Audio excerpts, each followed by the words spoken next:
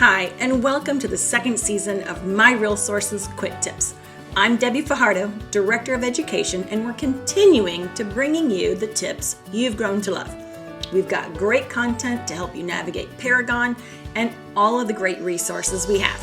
I hope you'll enjoy today's quick tip. Are you struggling to find what you're looking for?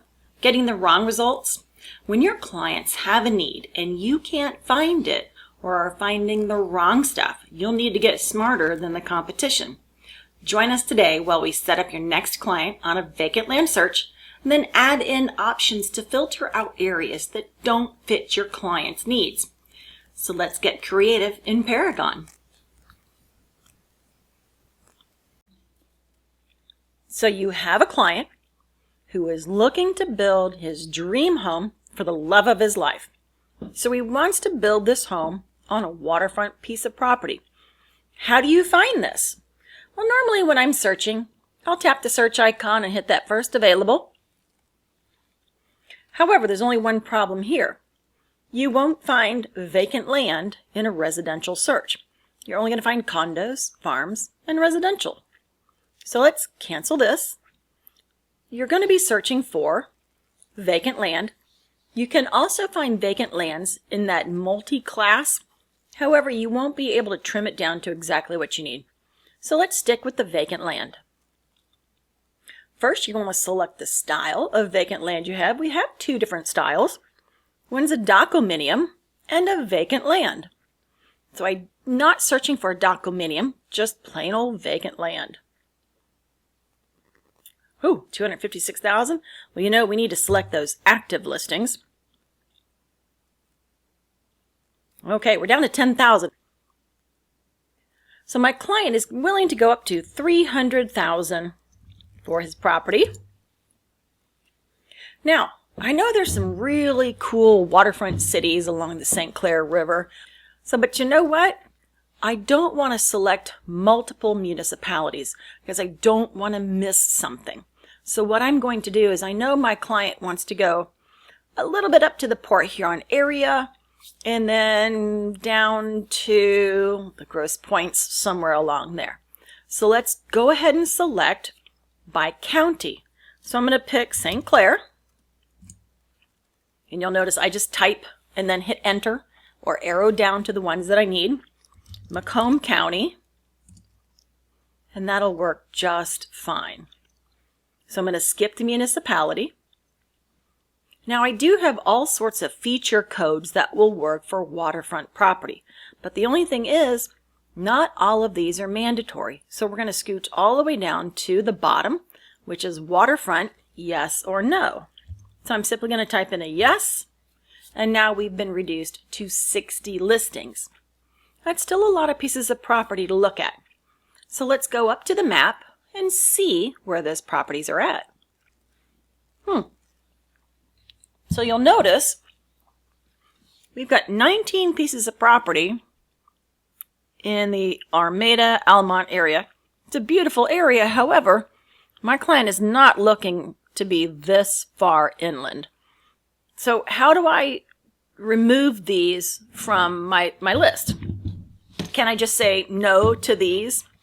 Well, you can say no on a map because you can't exclude particular cities. However, let's see how to do this on the map. So we're going to draw. You'll simply use that polygon tool. And you'll see my cursor is now changed to the crosshairs. So I'm going to tap once with my mouse, move over, tap again, move down, tap, and tap. I just need to end where I began. Wow, that's really changed my map. Now it's only searching in that area, Deb. That's not cool at all. Well, we don't even want this area. So how do we tell it to exclude? So let's go in and edit the map shape. And you'll see on the left-hand side there's a check and it says include. So let's uncheck it. And now you'll see it says exclude. So there are no listings in this area. Uh-oh, but we still have 6 here. Do I have to delete and do it over again? No, I want to show you how to edit this. tap right into the shape anywhere on this and simply drag down these little waypoints. And there you have it. I can select or change both sides. There you go. So now we've reduced the number and omitted some of the properties that are inland. We also have one up here in the Yale area. Not sure what's up there. But if it's only one, it might be easier for my client to just reject it in his collab center. All right, so let's go check out those listings and run our search. Remember, you can always bounce back and forth from your criteria to your map search to your results up here. All righty, so we have 38 listings. Pretty nice. So now let's save this for our client. Off the blue bar, we're going to save the search as. This is not for yourself, but for your contact. Remember, you can do this through your contacts icon first. You can start in your buyer and then add your search. We're going to call him Johnny Builder because he's building. And assign it to a contact. I haven't added Johnny just yet, so let's go ahead and add him on the fly.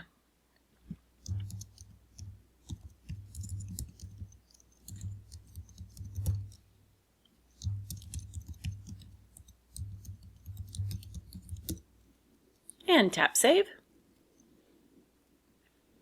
So let's go to save and notify. All right, and here we are right in the contacts tab. And you'll see the contact activity. Here's his buyer activity. There's the name of the search we just added. And you can always do the agent recommended later. Remember, we have a great handout for the Collab Center that will show you all about the agent recommended. So your settings, if you and your client are okay, if both you and your client would like your notifications to go out immediately, you won't need to touch this at all. And then as new listings or changes come on the market, they will get them immediately. So let's go ahead and send out the welcome message. Now remember, you can add a note in here.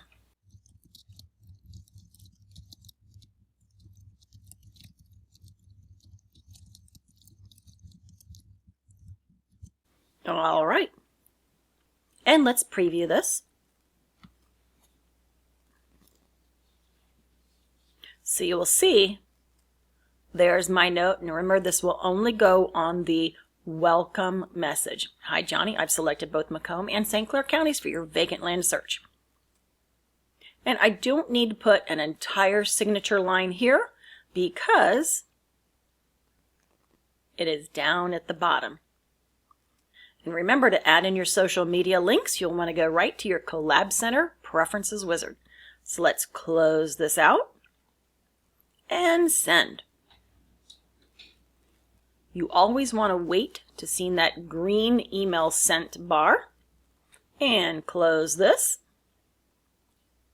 Okay, now that your client has had an opportunity to look at this and he's like, you know, Debbie, I'm seeing some canal front properties that I'm just, I'm not interested in being on the canal. I really want to be on the river. So how do I go in and edit his search criteria? Well, remember, when you're in the contacts icon, you click on joinee's name. Well, spelling is always a great thing. Accurate spelling is even better. Then you go select Johnny Builder. So that will always be hidden under your buyer activity. So just tap on buyer activity. You'll see Johnny Builder. Tap on that. And then your edit search is right here. So to remove any of the canal front features that's in the feature codes, so I'm going to simply type in canal and it'll pop up. But if you're not sure what it's called, tap your magnifying glass. Water features are down at the bottom. Open that field up. And there you see, must not have canal frontage. So if there were any other items, maybe not on a pond, okay. And simply save. and you'll want to save that search again.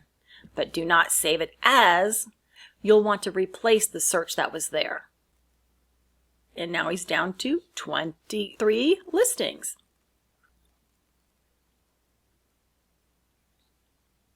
So again, you see I can just back out of the search.